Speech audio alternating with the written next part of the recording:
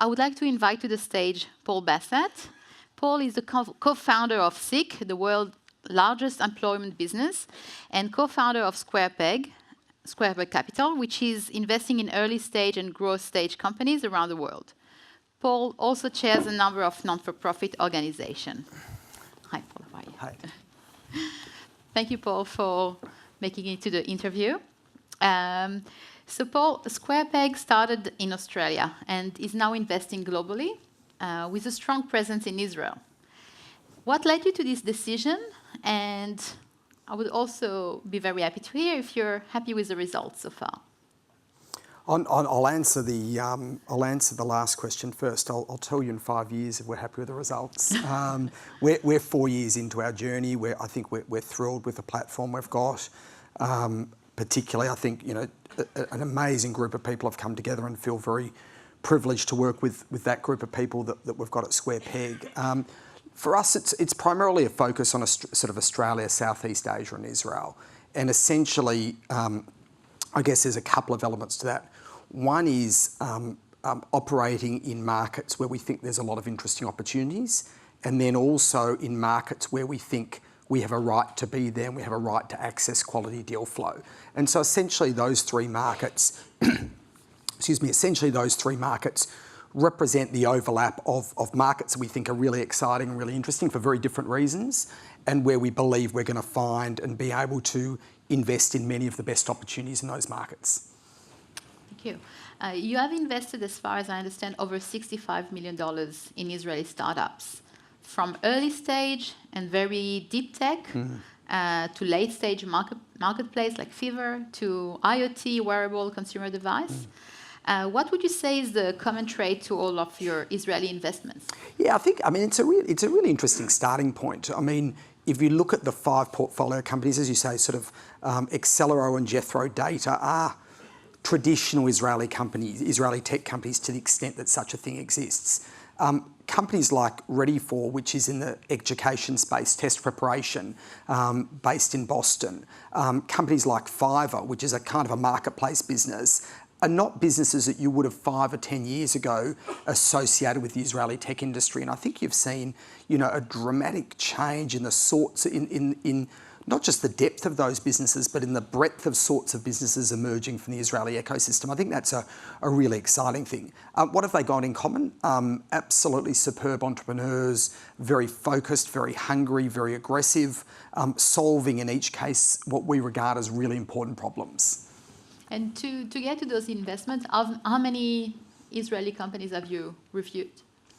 Oh, look, we would look at several hundred. We look at over 1,000 opportunities a year across the three markets we're focused on across Israel, and that would include Israeli founded businesses in the US because we've got a partner, Philippe Schwartz, in Boston.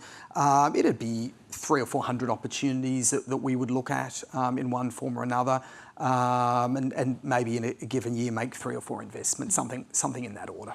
So you have a very strong presence in Australia and a very strong presence in Israel. Do you see some areas where those startups could cooperate a bit more to access global markets? I think one of the things in common, I guess, is an increased focus for startups generally, but particularly in this part of the world, and I think to an increasing extent in Israel on Asia. The opportunities in Southeast Asia, the opportunities in China, the opportunities in India, that's very much on the agenda for startups, both from, I guess, one thing Australia and Israel have in common is we're both part of Asia. We're a long way apart, but we're at the different ends, the different extremes of, the fastest growing, the most exciting part of the world. And the ability to penetrate those markets, I mean, these are the complete opposite of homogenous markets. If you compare China with Singapore, with Indonesia, they are with Vietnam, they're all very exciting markets in their own right. But the ability to penetrate those markets, the needs are very, very different. So you're looking more at a marketing perspective, but in terms of technology, when you're looking at the startups in Australia and the startup in Israel, and I'm asking that because we've put in place a number of agreements to enhance this R&D cooperation between Israeli and Australian startups. And we've got already a number of projects that are ongoing. But from your perspective, looking at investments in early stage startups, do you see some areas where this could be a good avenue for the startups? Oh, look, I think it really varies. I mean, you know, from a funding perspective, I mean, typically these businesses are going to look for local funding initially, and then potentially US investors will come at a later point, which is one of the reasons why it's really important for us to be on the ground in these markets and have on the ground presence. There is some overlap in the sorts of businesses, the sorts of opportunities. I think for me, probably the key difference is just the level of focus and mindset and aggression and the ambition of the Israeli startups. Some of the Australian businesses we see really match that, but a number of them are still perhaps focused on I'm going to build a good business in Australia, then maybe 2 or 3 or 4 years' time I'll go and focus on global markets. Really, we encourage our entrepreneurs as much as possible to sort of think globally and solving problems on a global basis, even if it's a very, very small niche from day one. We, as the Trade Commission, we recommend to lots of Israeli startups to look at Australia as a very good and strong beta market for their technology, because, you know, Australians are very early adapters, and the network here is one of the leading in the world, and it's a good market for Israeli technologies before they go to the US or some other markets. Is it something that you believe some of the startups that you've seen would be a good way for them? Yeah, I think it's certainly a really interesting market entry, and there are different ways. I mean, the answer is probably nuanced. It'll depend company by company and vertical by vertical. But if you look, for example, at a couple of our Israeli startups, Fiverr, which is now a 6 or 7 year old company and a really significant platform. Australia is their 4th largest market. So I think after US, Canada, UK, Australia is the 4th largest market for Fiverr, both with buyers and sellers. I don't know, probably in the audience today, there's a number of people have certainly bought on Fiverr, if not sold on Fiverr. Australians, New Zealanders, we tend to consume technology pretty quickly. It doesn't matter in what area. We're really great consumers of technology. Obviously, we'd love to see us be better producers of technology, innovators of technology, and we're moving in the right direction. But we're great consumers of technology. Another one of our Israeli companies, Ready4, which is based in Boston, and it's a test preparation market for folks doing GMAT, SAT, GRE, a whole range of tests. Again, the Australian market is a really, really interesting market, both in terms of domestic students who might be doing the GMAT, for example, but also we have such a large number of international students coming to Australia. So again, it's a market that the Ready4 guys are really interested in. Great. So we have today in the room over 200 investors. Many of them haven't been to Israel and are here to hear about the Israeli opportunity. What would be your best tip for Australian investors when making their first steps in Israel? Oh, look, spend time there. Talk to as many people, spend time there. I mean, we took a group of 40 of our investors last June, Ethy, as you know, to Israel. And for a lot of them, you know, half the group had probably been to Israel many times before, knew the place well. The other half probably had never been before. And people were kind of blown away by the energy, the passion, the openness of the entrepreneurs, the willingness to share ideas and give advice. But just sort of spend time there. Think, meet, talk before you do. There's no hurry to write a check. You know, if I was sort of, if you're wanting to learn, just meet a bunch of folks, talk, go there a number of times. We've seen a lot of our corporates spend time in Israel over the last 12, 18 months and sort of at an executive level, a board level. I think it's incredibly exciting, but it's about meeting people and it's about talking and about developing relationships. The one thing we've found with Israelis, they are incredibly open and welcoming, and really not for any reason other than wanting to share their knowledge with people in this part of the world and in other countries. Thank you.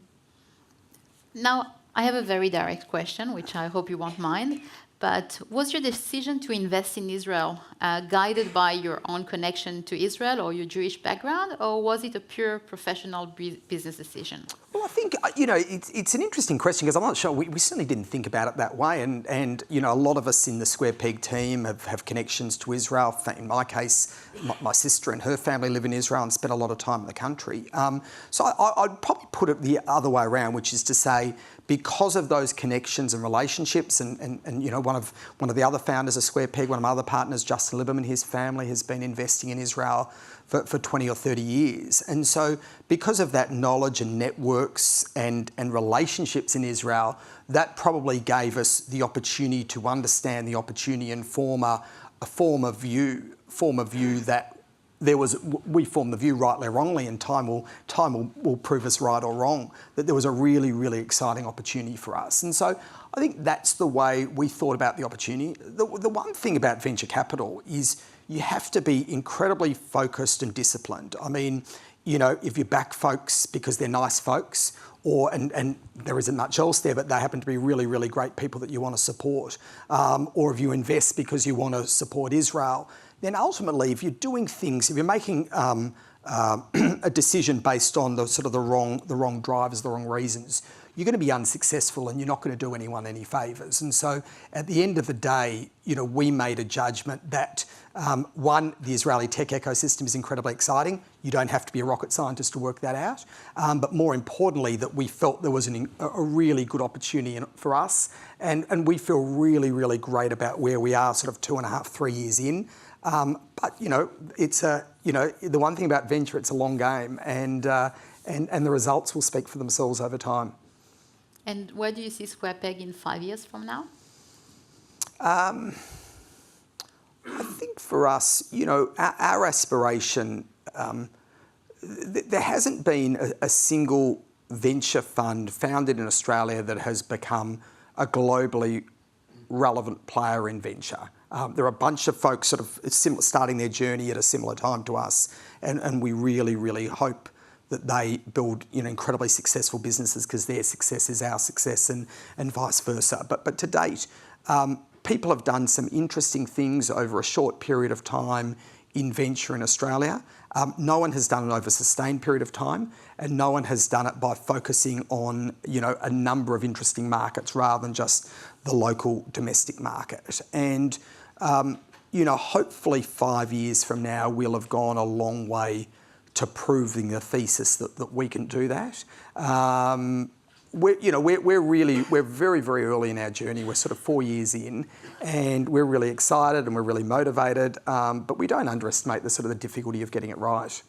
Yeah, and if you look today at the diversity of the investment, it's nearly half-half with Israel and Australia. Do you think that this balance will stay the same, or? It's a good question. I mean, we obviously, for us, we make decisions. We don't have an allocation based on geography, and so we don't say, look, we want to have a third in Australia and Australia, New Zealand, a third in Southeast Asia, a third in Israel. It's based on the best opportunities. And to date, in a short period of time, we've invested a lot of capital in Israel, and there is no question. Today, as things stand today, there is a broader pool of incredibly exciting opportunities in Israel than there are in Australia. But there's also more competition for those opportunities. There's more funding. And so, whether we end up doing more things in Australia or more things in Israel, time will tell. But we're really excited and feel really passionate about the opportunity to help young companies build really exciting businesses that are helping change the world in a small or large way. Mm-hmm. Great. Now, a bit different question. Paul, you studied law and commerce. I actually studied the same as well. And you started your professional career as a lawyer, and then founded a tech startup. What will you wish for your kids to study? Yeah, well, two of my kids are. One of my kids started university this year. My middle child, my daughter Jasmine, is on a gap year and spent a bunch of time in Israel and is starting uni next year. My youngest is in his second last year of school. I hope that they do something that they're passionate about, excited about. I think at the end of the day, for me, career success is incredibly simple. If you can find that intersection of something that you're good at and something that you enjoy, then I think you're incredibly lucky, and you should keep doing it for as long as those two things coexist. If they don't coexist, if you're not particularly good at what you're doing, or you don't particularly enjoy it, then I think people should pursue career change. And so, no different for my kids. I mean, I hope that they get to be lucky enough to do things that they love and passionate about, and are good at, and then they'll be really, really lucky if that's the case. Thank you very much, Paul. And I think that we're on time, and you will all be able to enjoy your lunch before Nathan gives you some announcement. But thank you very much for sharing all this. Thank you.